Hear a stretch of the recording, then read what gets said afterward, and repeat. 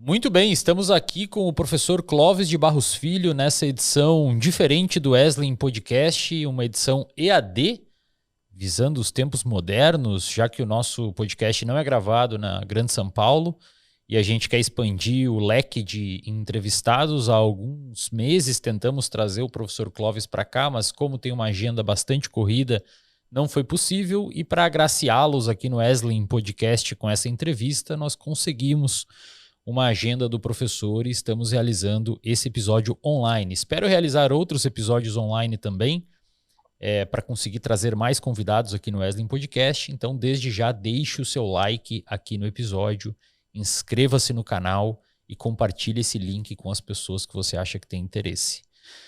Eu gostaria também de pedir desculpas desde já, caso aconteça algum imprevisto técnico. Como o episódio é gravado, a gente pode editar depois, mas de qualquer maneira peço desculpas para o telespectador, porque são as questões online que a gente, enfim, não tem muito controle. Professor, bom, acho que dispensa apresentações. Obrigado pelo seu tempo, é uma grande honra estar aqui entrevistando o senhor e acho que vai ser um bate-papo bem bacana aqui. Eu que sou grato pelo convite, muito feliz de estar aqui. Espero ser contributivo e claro. Professor, acho que uma das grandes questões que a gente vive hoje no Brasil e no mundo, e aí eu estou aqui me arriscando numa área, né, como neurocientista, me arriscando numa área de filosofia, são questões de grandes dilemas morais. A gente vê a ascensão de um planeta mais interconectado nas últimas décadas aí, pelo menos, né, principalmente acho que depois da década de 90, com a queda do Muro de Berlim, o mundo se interconectou bastante, se globalizou. Embora agora existam essas potências políticas que eventualmente queiram se nacionalizar de novo, mas, de maneira geral, o mundo está mais globalizado.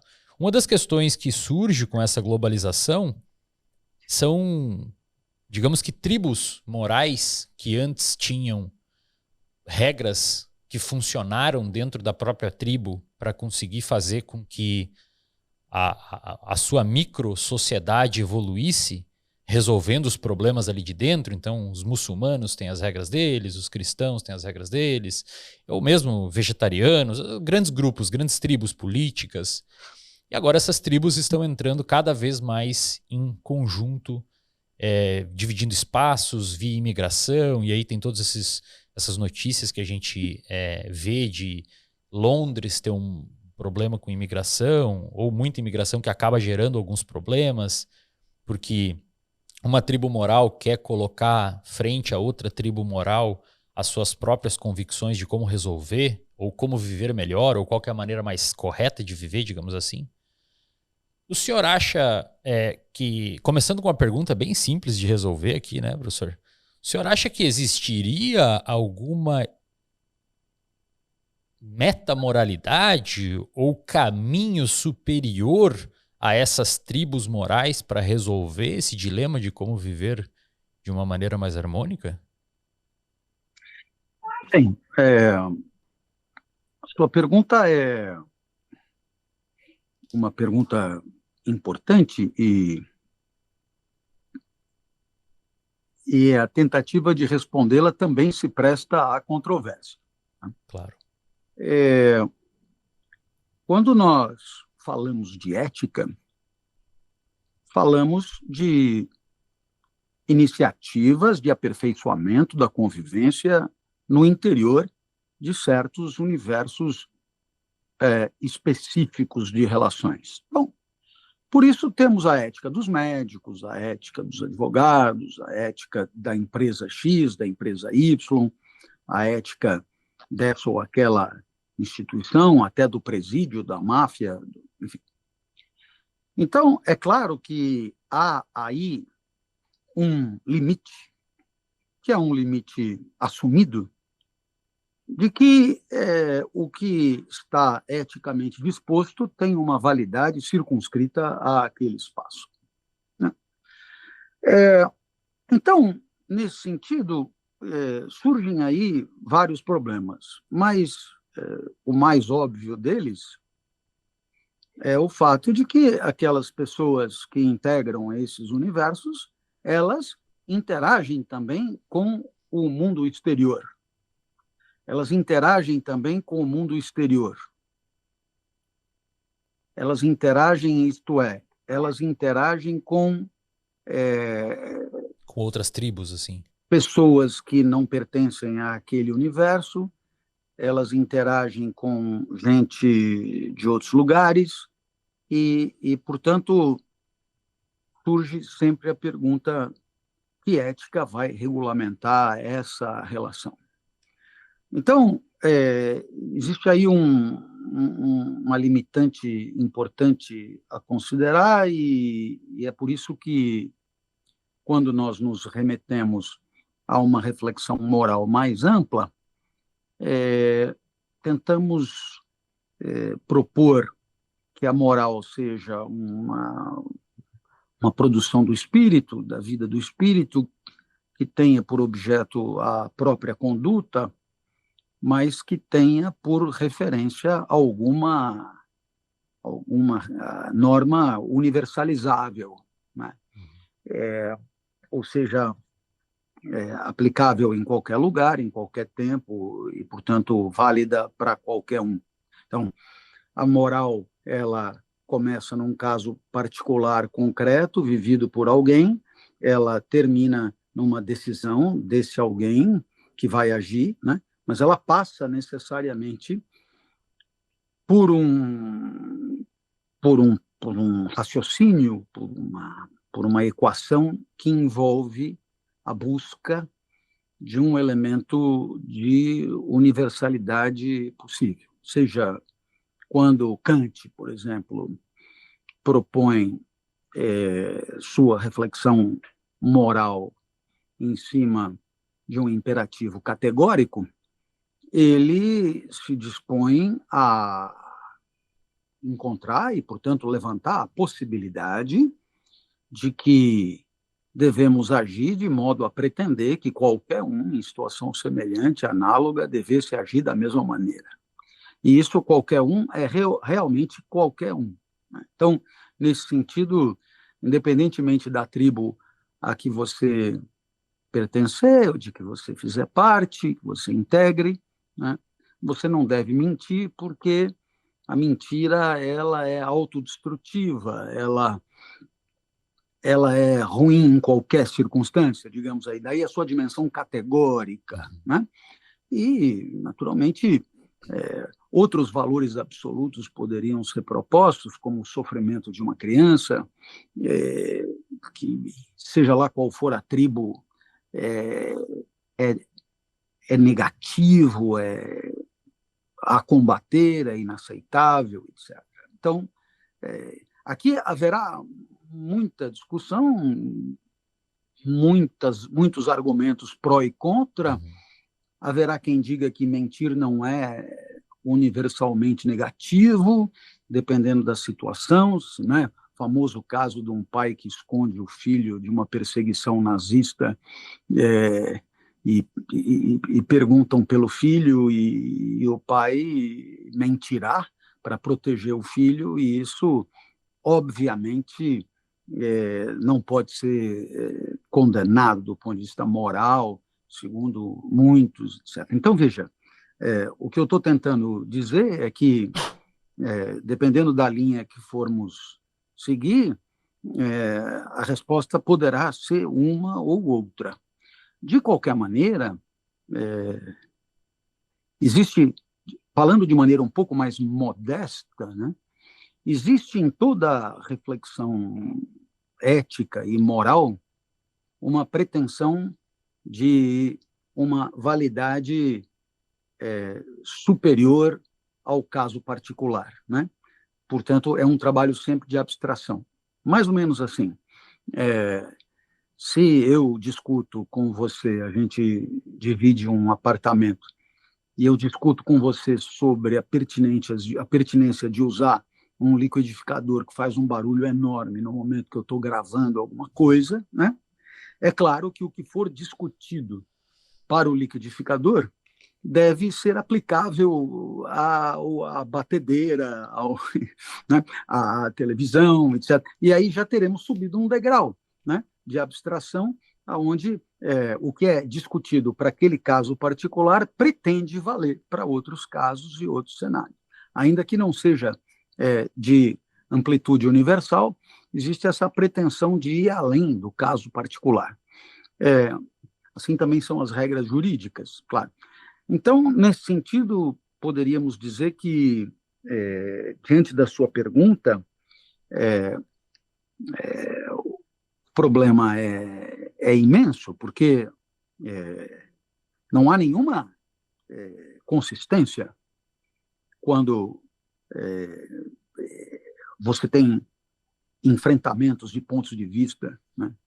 Enfrentamentos de entendimentos opostos a respeito do valor dessa ou daquela conduta humana, entendimentos opostos a respeito da sociedade ideal, do que queremos para a humanidade, do que é justo e do que não é justo, né?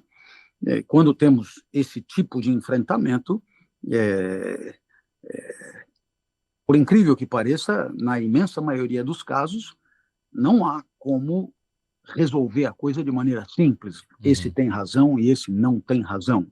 Por quê? Porque, não havendo um gabarito definitivo, eu diria divino, né, para a resolução de conflitos, sempre haverá a argumentação e ponderações que tornam complexa a atribuição de valor, né? Problematizam a atribuição de valor.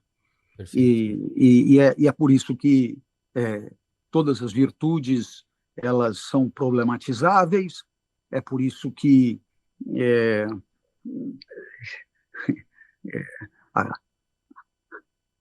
vícios como a covardia, ou a pusilanimidade, ou a desonestidade, etc., se inseridos nesse ou naquele contexto, perdem o seu aspecto negativo. É por isso que aquilo que é aparentemente positivo poderá ser absolutamente nefasto, e assim por diante. Razão pela qual temos muita humildade, né, diante desse tipo de temática que é de infinita complexidade, no final das contas, né? Então, acho que é um pouco por aí. E eu diria que por isso que, eu diria, os contraditórios, as polarizações e os enfrentamentos, eles são tão ardorosos, porque, de parte a parte, há um pleno convencimento de se ter razão. Né? Não é uma simulação, não é um faz de conta, não é um teatrinho. Não. O indivíduo que, por exemplo, aposta, né, na luta por uma sociedade mais egalitária, com mais igualdade de oportunidades, onde eu diria, os gaps sociais e econômicos devam ser reduzidos para que todos tenham oportunidade, etc., é um indivíduo que está convencido de que ele tem razão. O cara do lado que aposta na livre iniciativa, no mercado, na prosperidade irrestrita, no enriquecimento como mola propulsora de todas as inovações e de todo o empenho, toda a disposição para fazer acontecer as coisas, também está convencido de que ele tem razão.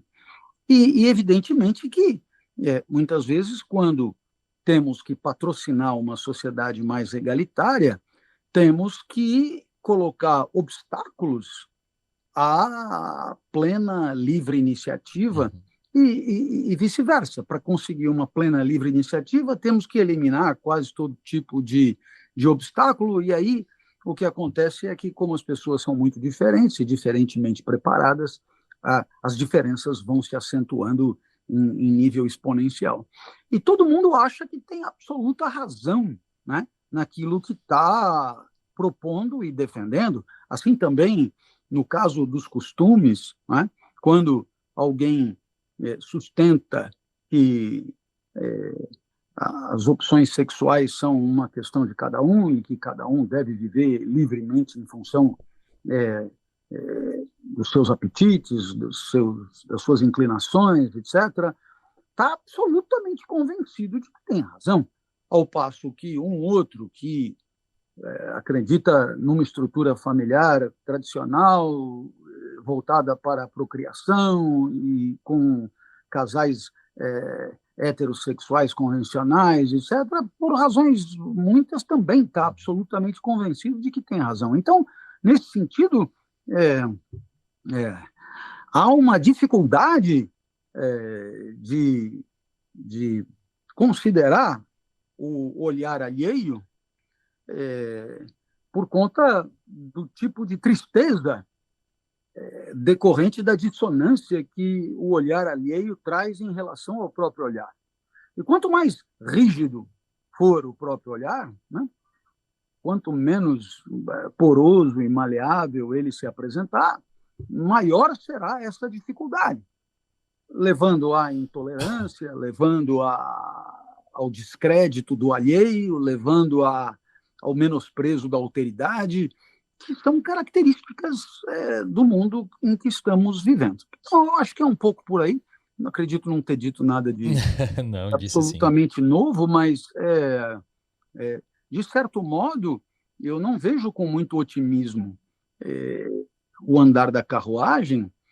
Por quê? Porque as condições de integração e pertencimento a essas diferentes tribos a que você se referiu exige cada vez mais a adoção de pontos de vista radicais, de extremos mesmo, né? E o indivíduo que se dispõe a considerar opiniões diferentes, ele acaba, muitas vezes, ficando nem lá nem cá. Ele acaba ficando sem time. Ele acaba ficando... E quando você não tem time, você não pode nem jogar, né? E aí não é muito convidativo. Perfeito. Então, a estrutura da opinião pública contemporânea, ela favorece e incentiva a adoção de pontos de vista radicais de parte a parte. Perfeito. E eu acho que essas tribos estão... como indivíduos... Como existem, digamos assim, indivíduos tímidos, né? Cognitivamente, né, intelectualmente econômicos, digamos assim, eles são mais fáceis de serem colocados para dentro da tribo e convencidos de suas prerrogativas. Mas ainda, professor, complementando a pergunta, quando você deu o exemplo do litificador, que uma determinada questão moral, ela sempre busca a resposta para algo externalizável a outras situações, ou também dentro dessas tribos que a gente comentou agora do debate público, o nosso, acho que universalmente, e até tem dados empíricos mostrando isso, pessoas querem viver melhor. Entende-se aqui, na ciência a gente não usa felicidade, porque é um problema definir o que é, então a gente usa bem-estar subjetivo. Vamos usar felicidade para fins práticos e didáticos. As pessoas querem estar mais felizes, querem ter uma experiência global mais significativa, mais alegre, etc. E isso parece que existe em diferentes tribos do mundo. E agora, quando eu uso tribo, não só no sentido alegórico, mas também no sentido literal, né? Tribos afastadas, isoladas. Existem alguns antropólogos que levantam dados sugerindo que essas pessoas querem, de alguma forma, viver mais com uma qualidade global das experiências mais agradável. A gente não deveria usar a felicidade como o valor que é o verniz de todos os outros valores? Porque quando eu busco ler mais livros, ser honesto, ser ético, ser um bom pai, ser um bom filho, ser um bom marido, ser um bom patrão, ser um bom empregado, no final do dia, ganhar dinheiro, né, doar dinheiro, fazer filantropia, no final do dia parece que todos esses valores eles estão existindo para que exista no final do dia a felicidade. Seria a felicidade o bóson de Higgs dos valores, o verniz que está em volta dos outros valores? E será que a gente não deveria buscar aumentar a qualidade global das experiências das pessoas e esse devesse ser o critério para agir moralmente correto? E aí, para chegar lá, em vez de a gente olhar cada regra moral das próprias tribos morais, a gente não devesse olhar o que os dados mostram que melhora a qualidade de vida ou a felicidade da maior parte das pessoas? Não sei se minha pergunta ficou clara aqui. Claro que ficou. É, você propõe aquilo que, na filosofia, num primeiro momento, as pessoas chamam de consequencialismo. Ou seja, eu vou atribuir um valor à ação em função do tipo de resultado ou consequência que ela fizer advir, né?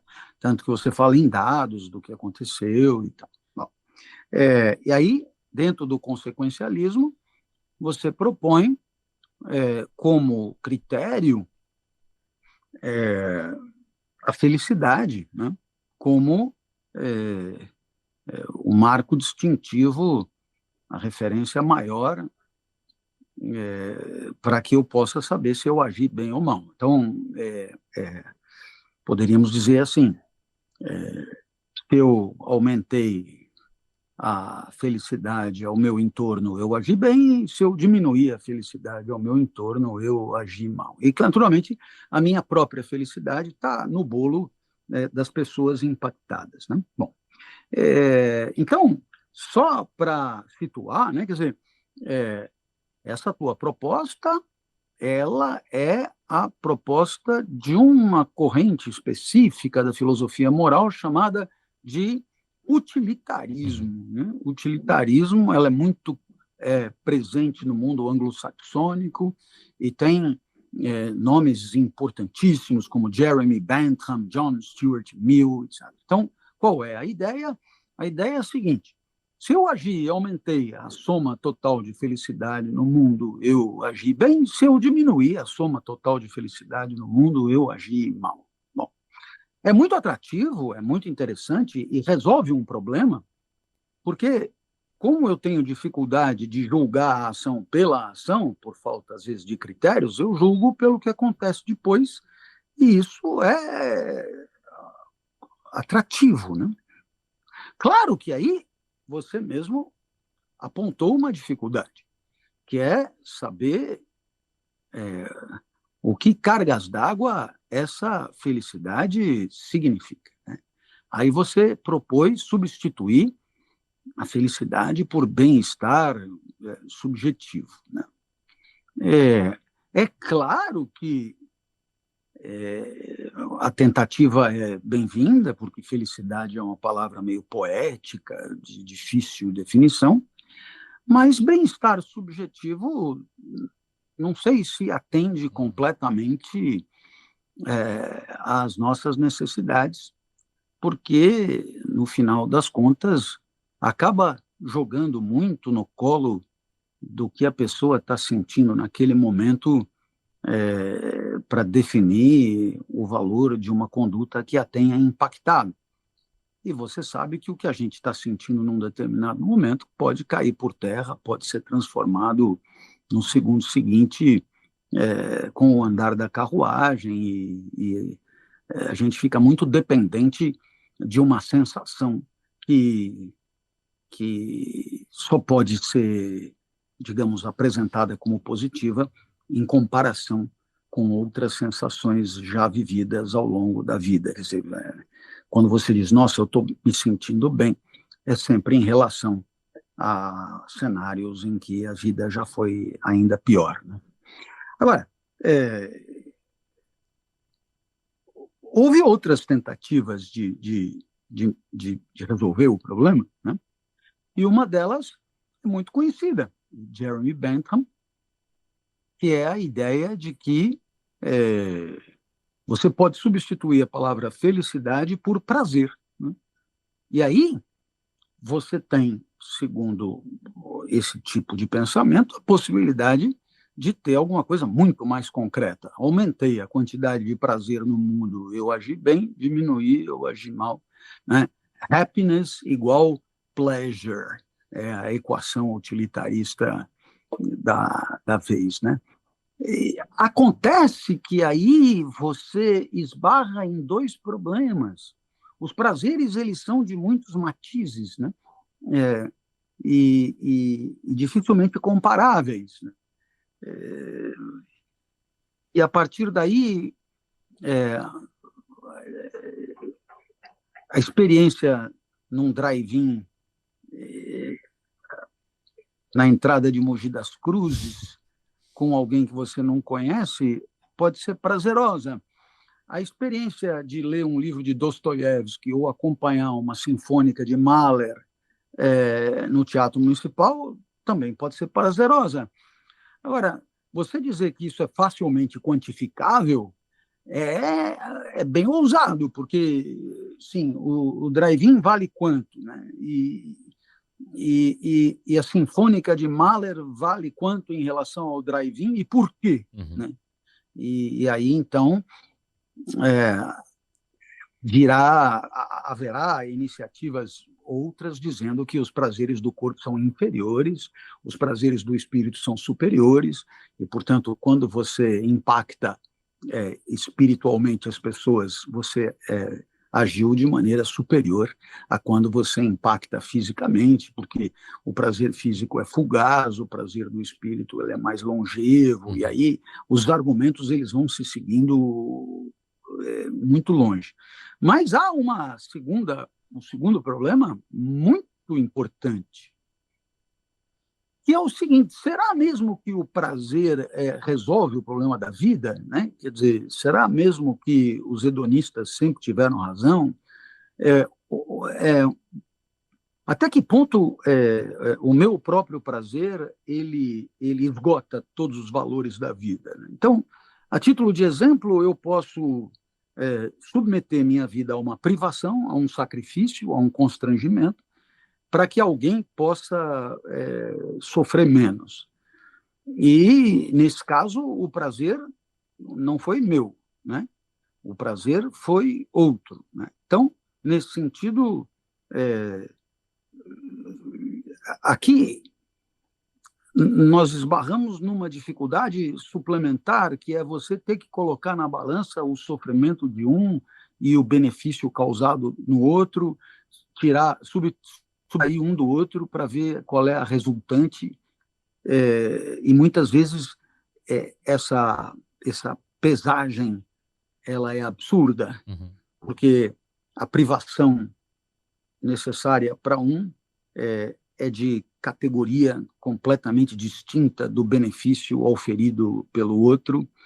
Muitas vezes a privação é de natureza econômica para um e de natureza de saúde, por exemplo, para o outro, ou espiritual para o outro, e aí na hora de botar na balança não temos critério para pesar. Ora, resumindo tudo o que eu tentei alertar, qual é a minha certeza? É de que não é tão fácil assim resolver o problema. Né? E digo mais, quer dizer, na hora que você assume uma postura consequencialista, né, você abre mão de julgar a ação pela ação e julga a ação pelo que acontece, você é obrigado a considerar que muitos efeitos eles não são o resultado único daquela ação. Eles resultam de um encontro de causas, né? De causas essas que muitas não dependeram de quem agiu, nada tem a ver com quem agiu, né? Mas uma mesma ação dentro de um determinado contexto produz certo tipo de efeito, eu troco de contexto e a ação produz outro tipo de efeito, porque outras causas incidiram sobre esses efeitos e que não são da responsabilidade de quem agiu. Então, isso levará os anticonsequencialistas a argumentos muito interessantes. Quer dizer, é completamente aberrante você, por exemplo, vamos pegar aqui um caso concreto de alguém que está dando uma aula de filosofia, e nessa aula de filosofia traz reflexões muito duras sobre a vida, dentro de uma perspectiva conhecida como pessimista, de Schopenhauer, de Cioran, etc. Sim, que a vida é dor e sofrimento, que, enfim, viveu uma roubada, etc. E tal. Muito bem. E, claro, o professor está ali para explicar esse ou aquele autor e apresentar suas ideias. Ora, o cidadão já entrou na aula deprimido, não é? E, diante do que foi dito, ele sai da aula e resolve abreviar a própria existência de maneira inopinada. Bom, então eu vou atribuir valor à aula. Olha, a primeira consequência é que o sujeito decidiu parar de viver. Então, aí você diz, bom, então eu vou usar aquele ato do aluno para avaliar a aula do professor, dado que há uma correlação causal. E aí o professor terá todo o direito de dizer, mas espera aí, eu dei a minha aula... Dou há anos a aula, nunca aconteceu nada. Essa aula, né, e o que ele tenderá a dizer? Eu não tinha nenhuma intenção em entristecer ninguém, eu estou aqui apresentando ideias, né? E aí você traz para a equação uma componente de intencionalidade, né, do que você, no final, pretendia que acontecesse no mundo em função do que você está fazendo, uma intencionalidade genuína, não dissimulada, uma intencionalidade, né, efetiva, etc. É claro que, para um consequencialista, de boas intenções, o inferno está cheio, né? Mas para um intencionalista, né, de bons efeitos ou de maus efeitos, né, muitas injustiças foram também realizadas. Conclusão, você vê, trouxemos aqui dois modos de enxergar o problema. Um modo de enxergar o problema que julga a ação pelas suas consequências, pelos seus efeitos, e o outro modo que é o de julgar a ação pelo que queria o agente, pelo que pretendia o agente. E o que é mais interessante é que nenhum dos dois é plenamente satisfatório, né? E é exatamente por isso que o tema é fascinante, porque se houvesse uma equação matemática que desse conta do acerto ou do erro de uma proposta, o problema já estava resolvido. Um tem razão, o outro não tem razão, e quem não tem razão, pois que seja responsabilizado pelo erro. Mas não é assim, não é e talvez nunca venha a ser, né? A filosofia moral ela é um terreno difícil, resvaladiço, os argumentos já foram vasculhados de cima para baixo, de baixo para cima, de todo jeito, e continua havendo, até o século XXI, gente que é utilitarista, pragmático, intencionalista, vitalista, e até mesmo gente que ressuscita Aristóteles para defender uma ética das virtudes através do meio termo, etc. Então, veja, não temos uma resposta satisfatória para as pretensões de rigor que hoje em dia todo mundo espera. Perfeito. Mas o senhor acha que, linkando as duas perguntas que eu fiz aqui, e aí você levou no final da primeira resposta para o debate público,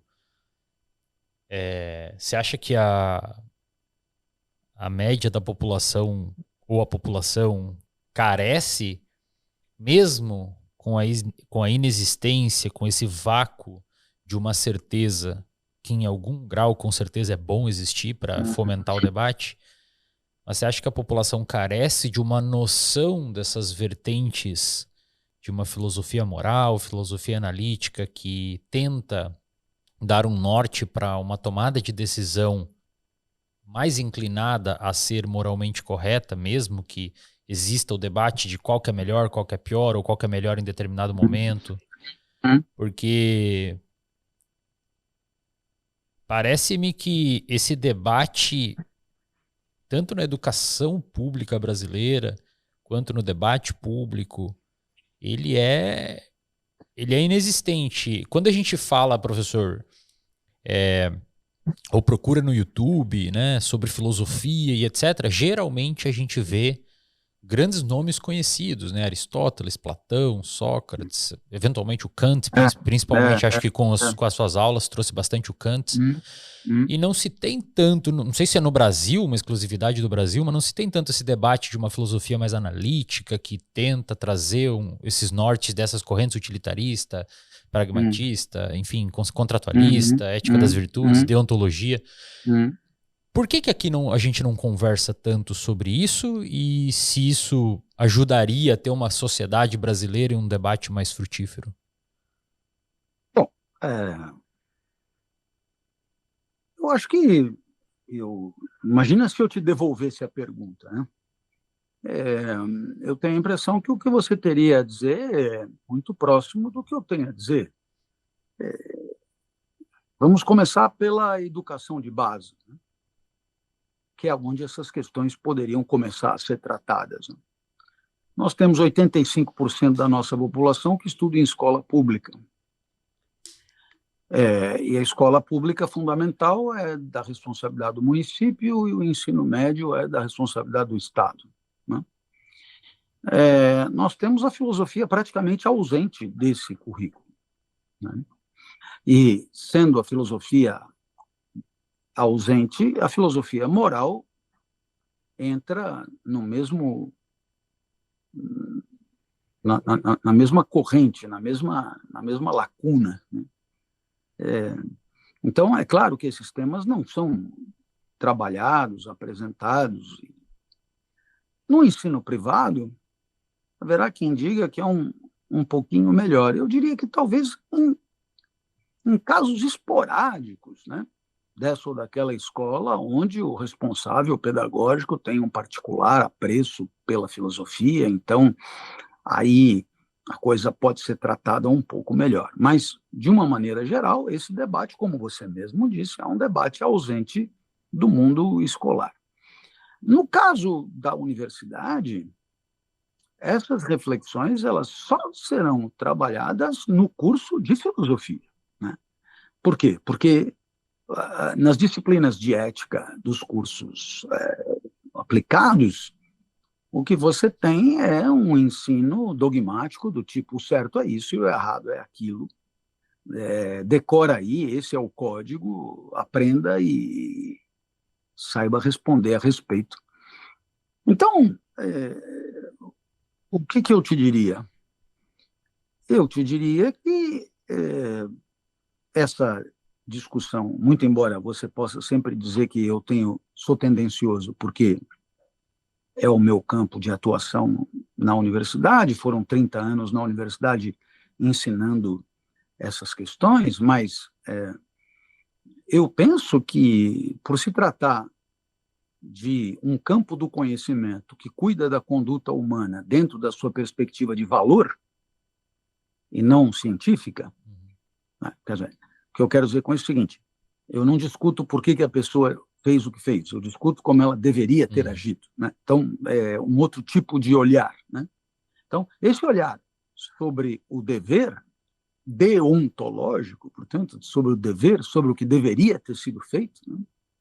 É um olhar que sabidamente faz falta numa sociedade como a nossa, onde, digamos, há uma sensação recorrente de que as pessoas agem desonestamente, enganam as outras, passam a perna, ludibriam, as autoridades do poder público são criticadas por isso, muitas vezes no setor privado a situação não é melhor, e aí há uma sensação de que esses assuntos eles são relevantes, eles integram as preocupações do cotidiano, mas eles continuam à mercê do achismo, né? Da improvisação.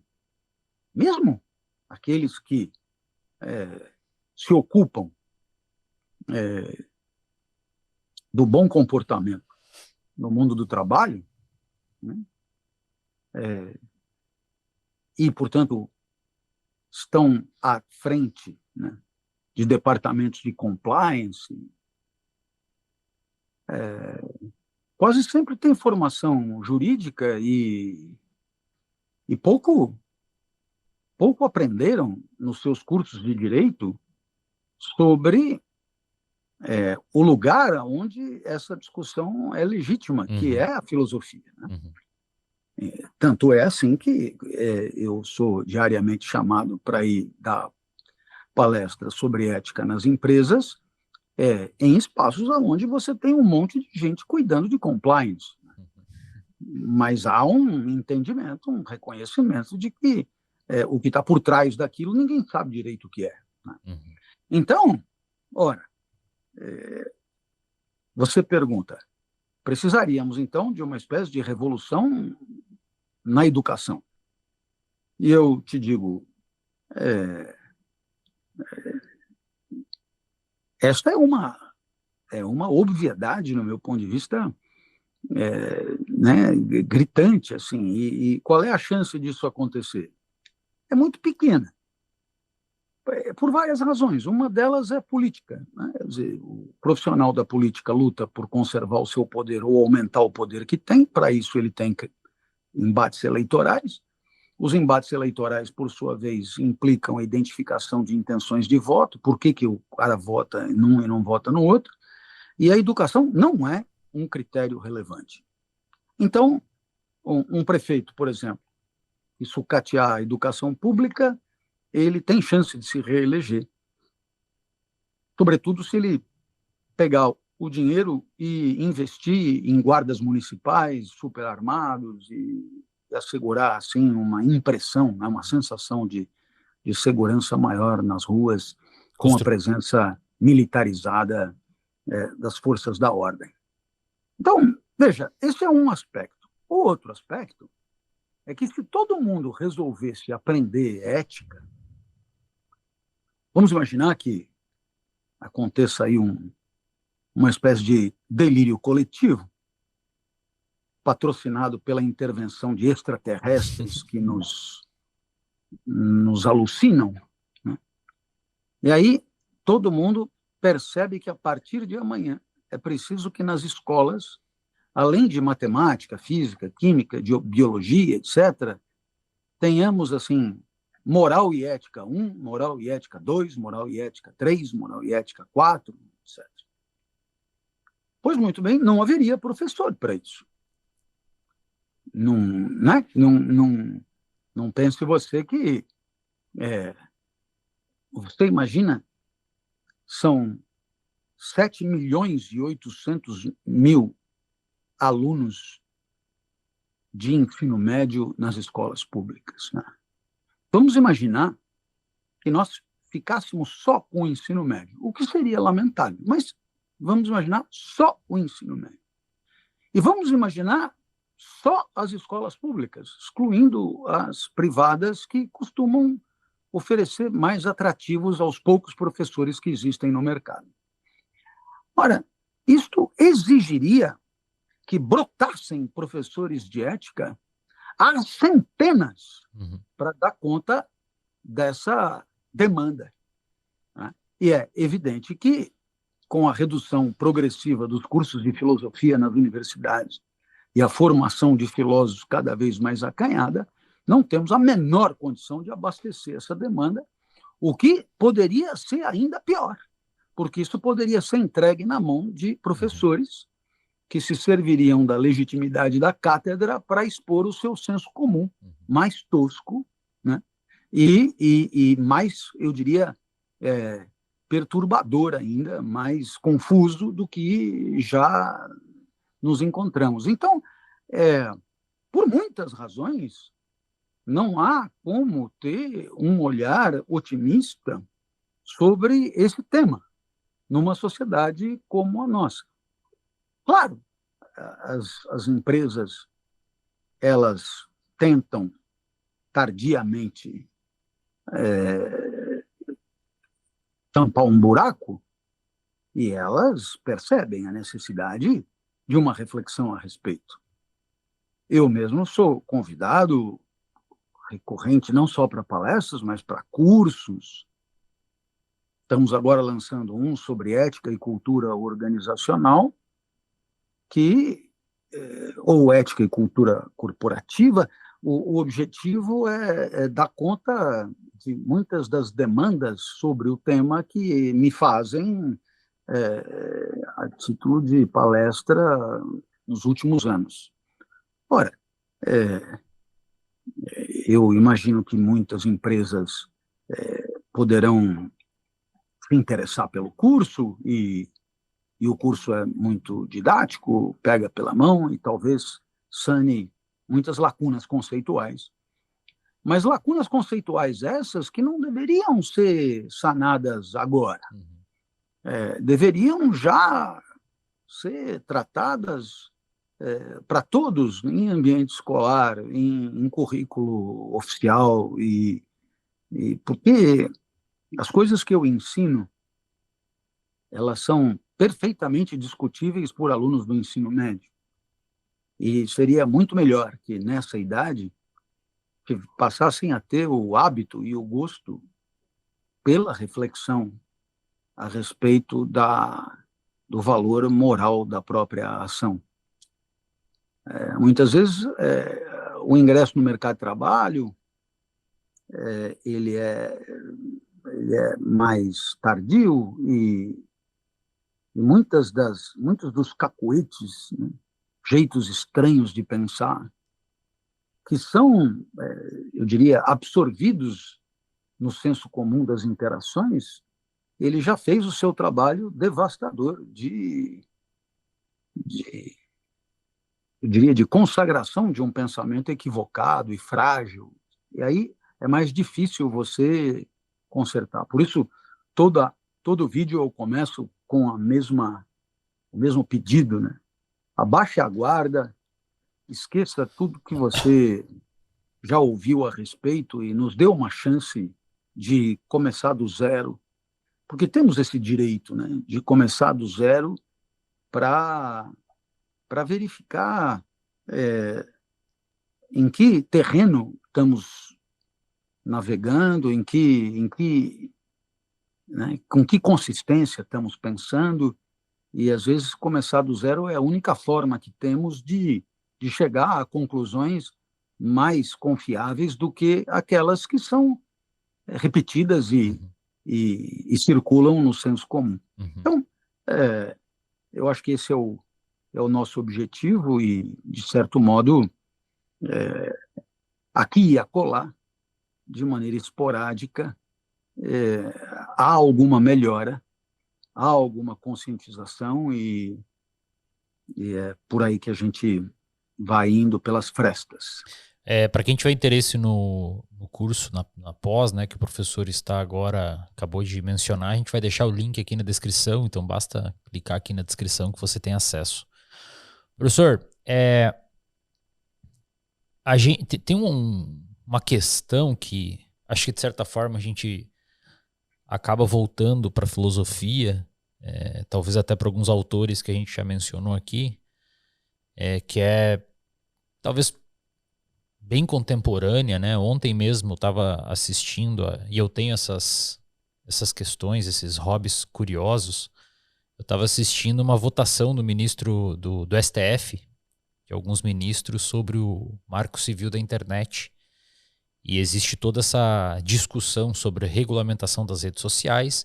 O Brasil, salvo engano, é o segundo país que mais consome redes sociais. Em alguns relatórios chega a 3 horas e 30 minutos em média por dia de uso, que é bastante, né, na minha análise. Por outro lado, e acho que convergindo com isso, por uma distância, por um caminho ruim, a gente, ano passado, teve mais não leitores do que leitores no país pela primeira vez. A gente vê um aumento de tempo de uso de rede social, a gente vê pessoas aparentemente se instruindo menos com livros. A gente tem alguns censos, como o indicador de alfabetização funcional, salvo engano, o INAF, mostrando que 60 e poucos % tem dificuldade, com 4 anos ou mais de escolaridade, de ler um texto um pouco mais complexo. No nível proficiente, apenas 10%. 35% de analfabetos funcionais que têm dificuldade de codificar palavras e números. Isso 35%, né, que é bastante assustador. Nesse sentido, professor, uma pergunta para o senhor, e claro, né, não espero aqui uma resposta que esgote o tema, óbvio.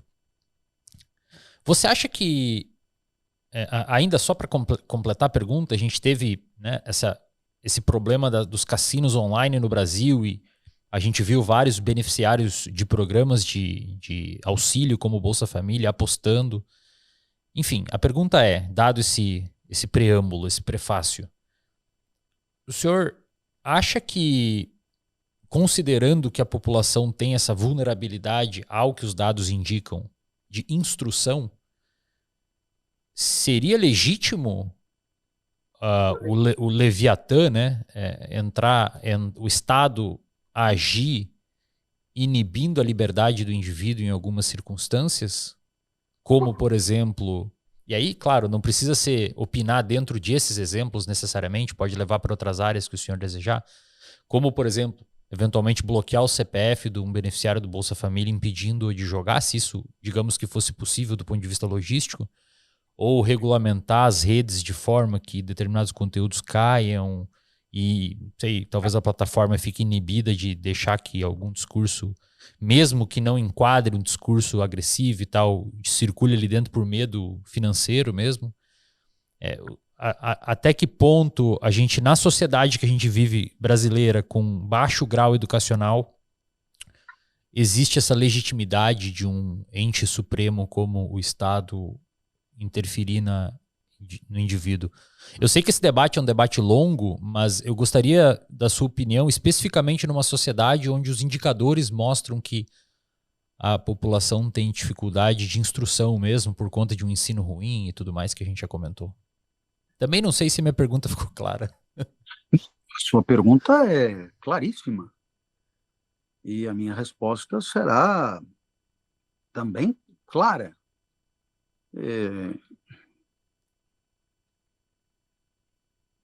Quando você parte de um cenário concreto, que é um cenário negativo, e você, por conta desse cenário, você adota medidas que não são as ideais, mas são paliativas e corretivas de alguns problemas que esse cenário acarreta, você corre um enorme risco de se acostumar com a gambiarra. Eu entendo que o único modo legítimo de melhorar a sociedade é através de uma educação pública de excelência. Concordamos. E, portanto, quando tivermos uma educação pública de excelência que seja competente para apetrechar tecnicamente os educandos ao ingresso em algum mercado de trabalho, mas, sobretudo, que seja capaz de permitir iniciativas de reflexão soberanas, autônomas, lúcidas, críticas. Nós, então, não precisaremos de um Estado à la Leviatã, interventor, castrador.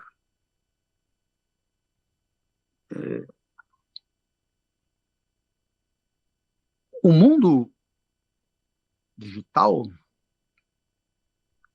é um mundo que favorece muito iniciativas aparentemente anônimas e que acobertam a identidade do agente mascarando assim a sua eventual responsabilidade diante da ação.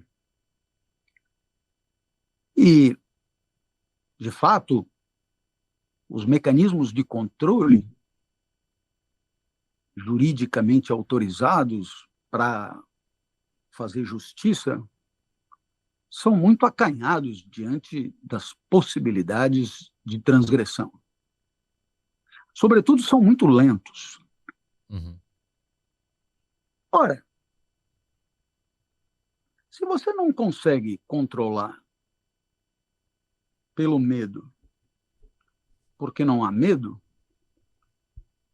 porque no cálculo do risco o agente acha que vale a pena, que o risco é pequeno, então nós caímos numa constatação que me parece evidente. A única coisa que pode impedir o sujeito de agir de maneira ilícita nas redes sociais é ele mesmo não aceitar fazer isso. Ou seja, é ele ter uma formação moral que não tem e que o leva a discernir sobre as consequências do seu ato, que o leva a se sentir desagradado com uma eventual injustiça que venha a cometer, e ele mesmo, portanto, embora no momento de destempero e de raiva pretenda agir de forma lesiva, ele mesmo se inibirá. Porque esse tipo de inibição que decorre da lucidez e da consciência moral, ele sim impede que a coisa seja colocada na rede. Depois, tirar da rede é um exercício custoso e, em grande medida, ineficaz. Como se estivéssemos enxugando gelo. E aí você tira, voltam a pôr, tira, voltam a pôr, tira, voltam a pôr. Portanto, você tem aí um cenário em que relações justas de convivência exigem lucidez do agente, uma lucidez deliberativa sobre a própria conduta. Perceba por que o Estado ele tem que interceder, não de forma repressiva a posteriori, de forma truculenta a posteriori, porque isso é tardio. Os danos de imagem trazidos são irrecuperáveis. O resgate do status quo do ofendido é impossível. Sempre haverá suspeita. Um indivíduo que é injustamente acusado, por mais que se desminta, por mais que se retire, por mais que se puna aquele que o ofendeu, a presença daquilo nas redes sociais é um potencializador da suspeita que vai ao infinito. Ora, como evitar tamanho gravame na vida em sociedade? Agindo de modo a preparar a consciência moral dos agentes para que, na iminência de uma ação delituosa, difamatória, etc., possam se inibir eles próprios. E esse é o tipo de coisa que eu não faço. Talvez você esteja me ouvindo e esteja pensando, esse professor é um lunático, ele é de uma ingenuidade patológica, acho que ele não sabe, ele não deve sair de casa, ele não deve conversar com ninguém, ele não deve... Por quê? Porque o indivíduo que está nas redes e ele está diariamente atacando e sendo atacado nas batalhas das redes, ele está de tal maneira involucrado num esquema de manifestação sobre as coisas do mundo e torná-lo moralmente consciente dos danos e fazê-lo não agir para não promover injustiça junto a pessoas, muitas vezes, cuja identidade ele ignora completamente, isso é impensável. Pois é, mas eu te digo, enquanto isso não for atacado de chofre, enquanto a questão moral, da consciência íntima moral de cada um, não for despertada em processos educativos sérios que mostram as consequências de uma ação nefasta nas redes, nós assistiremos, já que você gosta do Leviatã, a uma guerra eterna de todos contra todos. E isso é o contrário do que nós chamamos de civilização. Se queremos viver uma vida digital civilizada, temos que ter condições de formar nossos jovens para ter lucidez, entenderem que, do mesmo modo que podem ofender, xingar, mentir, inventar fatos, etc., sobre alguém, poderão ser vítima desse mesmo tipo de cenário. E, é claro, não é possível que não queiramos viver de um modo mais pacífico e menos belicoso nas nossas relações intersubjetivas.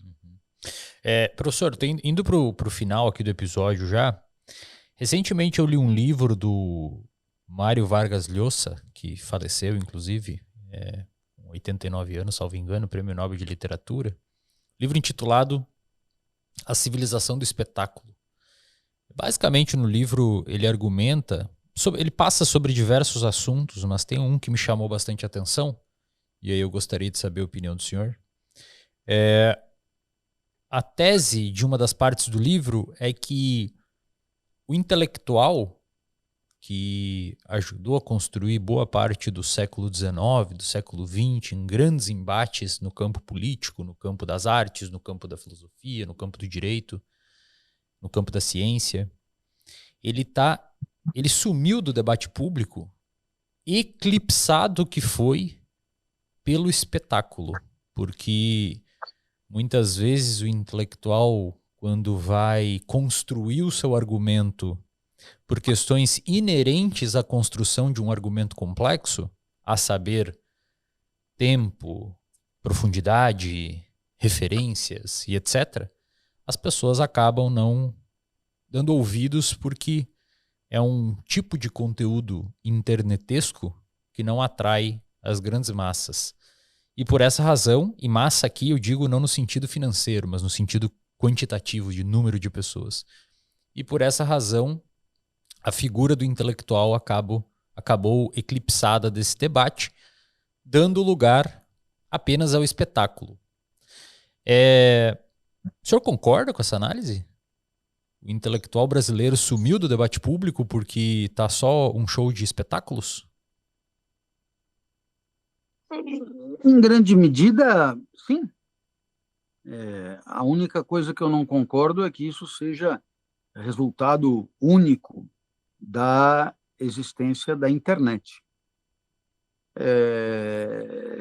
Isso já acontecia antes, né? Então, eu vou citar mais 3 textos que me ocorrem. A Sociedade do Espetáculo, de Guy Debord. O Estado Espetáculo, de Roger Gerard Schwarzenberg. E aqui no Brasil, o livro A Comunicação do Grotesco. A Comunicação do Grotesco, de Muniz Sodré, que é um clássico ainda da década de 70. Né? Comunicação do Grotesco. Portanto, bem antes da internet. Né? De fato, eu diria, o eclipse do intelectual se deve à falta de interlocutor mesmo, à falta de consumidor. E, naturalmente, a falta de consumidor começa com a indústria cultural, as grandes mídias, e chega até os nossos dias com as redes sociais e a internet. Mas o eclipse do intelectual, ele vem de antes, com certeza vem de antes, e nesse sentido, a falta de repertório para consumi-lo faz com que ele acabe encastelado em espaços endógenos de interação, como são os cursos de filosofia, os programas de pós-graduação stricto sensu, nas diversas áreas, que conversam entre si, que fazem suas reuniões anuais, né? A Ampof, Ampogs, Compos, Ampul, e todas elas que reúnem basicamente as mesmas pessoas ano a ano, que falam para elas sem nenhuma ressonância social. Vou mais longe.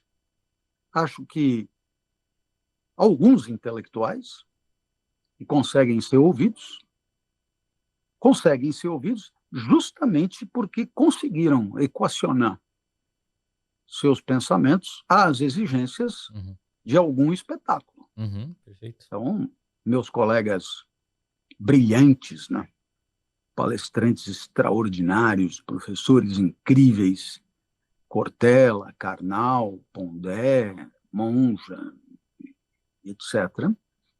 É gente que, entendendo que o encastelamento não lhe satisfazia, conseguiu criar mecanismos para conversar com um público mais amplo do que o da universidade, por intermédio de caminhos, eu diria, palatáveis e consumíveis por uma sociedade mais ampla. Ainda não chegam a todos os lugares, mas já é muito mais amplo do que os espaços ortodoxos de vida acadêmica. E quando você então, antes da última pergunta, quando você sintoniza ou torna mais palatável, coloca alguns ingredientes açucarados no debate para alcançar mais público, não gera um tipo de tolimento por parte dos meios ortodoxos? Você, por exemplo, quando disponibilizava as aulas no YouTube lá atrás, ou começou a ser chamado para o Jô, para outros programas, ou o Karnal, o Cortella, né? Enfim, não gerou nenhum tipo de reação de dentro da academia, e às vezes essa própria reação inibe o intelectual de sintonizar o seu rádio na frequência do grande público? Sim, com certeza. É que são fases diferentes, mas lá atrás, quando eu punha as aulas na ECA, na internet,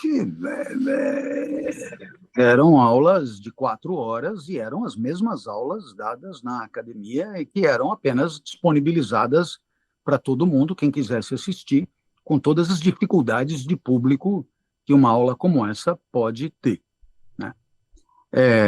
Claro que depois você começa a produzir conteúdo para um público cada vez mais amplo, e com isso começa a aparar arestas, recorrer a simplificações, e com isso você passa a ser alvo de quem considera essa iniciativa ruim. Uhum. Mas acho que é sempre assim, né? Quer dizer, quando você faz escolhas, invariavelmente você é obrigado a abraçar certos, como, por exemplo, democratizar um pouco a filosofia, torná-la mais acessível a pessoas que nunca teriam ouvido falar disso se não fosse por você. E, claro, você perderá um pouco de abstração, de rigor, etc., para que isso seja possível. Então, é criticável? Claro que é criticável. Mas é elogiável? Também, claro que é elogiável. Né? Então, se você sair aí e perguntar para os seguidores do Cortella e do Karnal, que se somados devem chegar aí a uns 10 milhões de pessoas, o que eles sabem de filosofia? Tudo que eles sabem, eles devem ao Cortella e ao Karnal. Uhum. Né? Tudo que eles sabem, eles devem ao Cortella e ao Karnal e ao Pondé e poxa vida, isso não tem valor nenhum, né? Uhum. Será que não valeu a pena sair da sala de aula com 30 e chegar a 1 milhão, trazendo 3 ou 4 exemplos atrativos, divertidos, etc.? Será que não valeu a pena tentar mastigar o conceito com palavras mais simples para alcançar um número maior? Então, são problematizações. Por outro lado, eu entendo perfeitamente o professor que dentro da universidade se vê constrangido a um rigor espartano, que essas facilitações possam desagradar profundamente, eu também entendo, e quantas vezes fui mal falado, e sei por quê, entendo os argumentos, e está tudo certo. Professor, última pergunta aqui para a gente encerrar. Pergunta clichê, né, de final de episódio, de final de programa. Dado esse cenário que a gente pintou aqui, e dado a bagagem que o senhor tem de leitura, de estudo, de palestras, de vivência e etc., como é que você enxerga atualmente assim, o futuro? O senhor é um sujeito um pouco mais pessimista, um pouco mais otimista, idealista?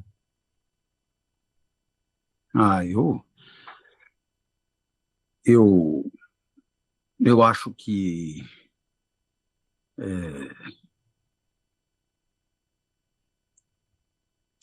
falar do futuro pura e simplesmente é muito difícil, porque ele pressupõe projeções realizadas aqui e agora, no caso em questão, até para satisfazer a sua pergunta, e que vão estar muito à mercê do que me ocorrer na mão agora aqui para articular.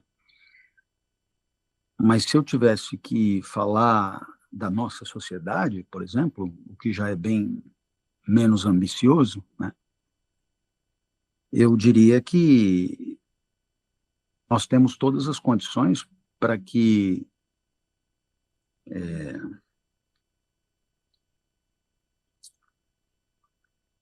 a nossa força econômica, tradicionalmente protetora de uma certa elite, ela possa, respingando em outros universos, ela possa tornar os benefícios mais, eu diria, mais amplos, né? De tal modo que a 10ª economia do mundo venha a proporcionar a todos os brasileiros a 10ª melhor educação do mundo, a 10ª melhor universidade pública do mundo, a 10ª maior produção de conhecimento do mundo, porque não se trata só de ganhar dinheiro, muitos dos valores da vida são valores do espírito que não exigem propriamente milhões, mas exigem um preparo que a nossa sociedade se vê amputada. Então, não é preciso ser muito rico para degustar uma leitura de Machado de Assis, mas é preciso que tenha havido formação para isso. E isso integra a vida boa, né? Uhum. E uma vida boa tem a ver com uma sociedade justa, né? Uhum. Então, é muito lamentável, né, que a vida espiritual do brasileiro seja tão pobre por conta de uma formação do espírito também é pobre, sobretudo sabendo que recursos há para que ela possa ser mais altiva, mais rica e, sobretudo, mais alcançável pelo grande número.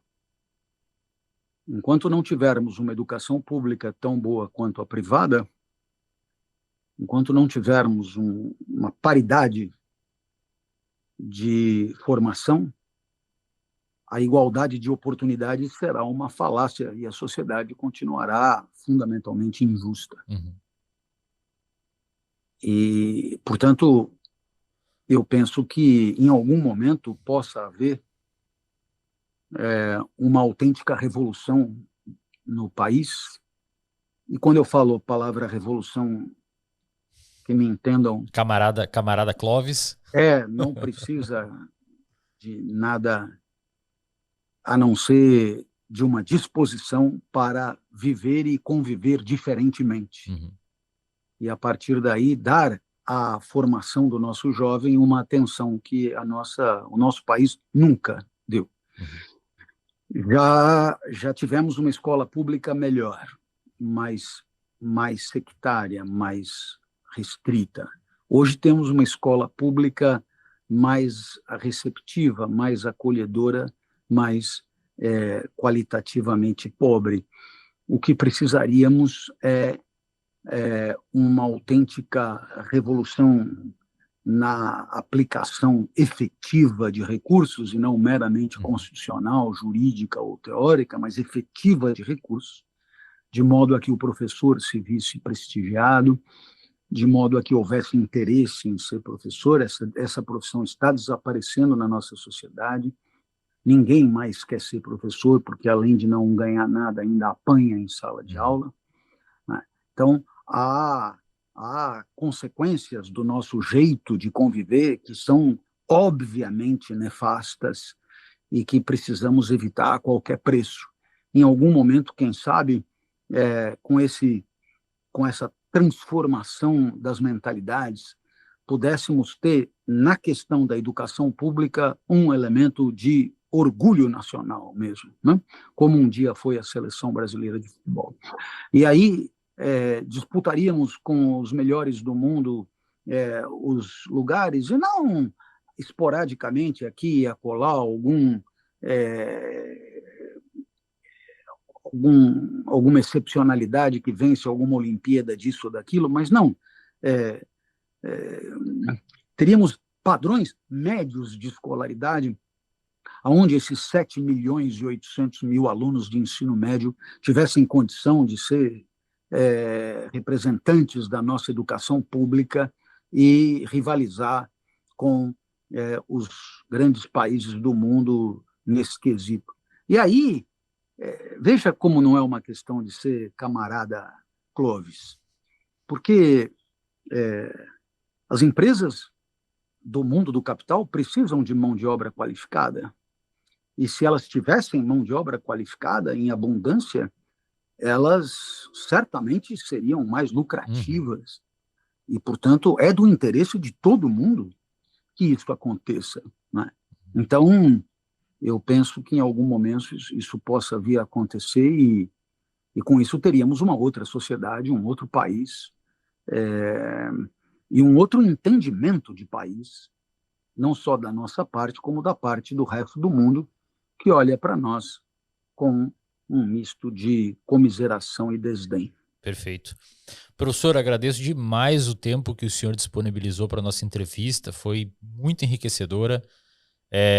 Eu conheci o senhor, um breve relato pessoal, conheci o senhor acho que em meados de 2015, quando vi a sua entrevista no Jô, época em que eu morava no interior do Rio Grande do Sul, fazia psicologia numa universidade particular.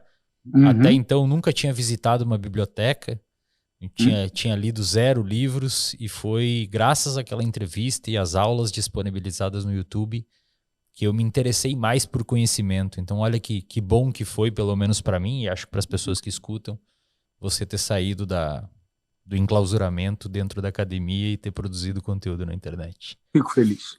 Fico feliz pelo seu depoimento e por todos aqueles que eu tenha podido ajudar em algum momento. O senhor está com uma pós-graduação aberta, ou vai abrir? O link está aqui.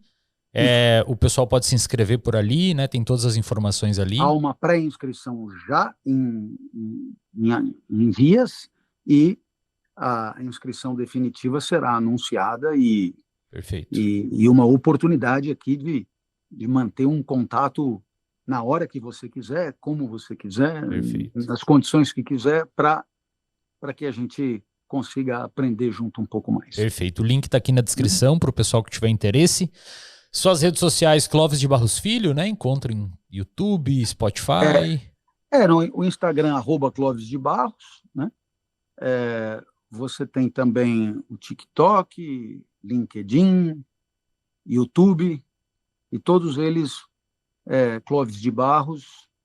E, claro, aqueles que tiverem interesse em receber uma reflexão matinal às 6 horas da manhã poderão se inscrever no @Clóvis de Barros no Instagram. Lá no link da bio tem o WhatsApp do Clóvis, e aí, se colocarem lá o próprio telefone, receberão todo dia às 6 horas da manhã uma reflexão sobre a vida, que eu acho muito simpático, muito legal. É bastante gente que recebe. São centenas de milhares de pessoas que recebem em muitos grupos, e é bem bacana que isso aconteça. É um contato muito pessoal e muito prazeroso para mim. Legal. Professor, obrigado. Galera, inscrevam-se no canal, compartilhe esse episódio com quem você acha que tem interesse. Dessa forma você reforça o meu comportamento de voltar aqui a produzir vídeos. E é isso. Muito obrigado.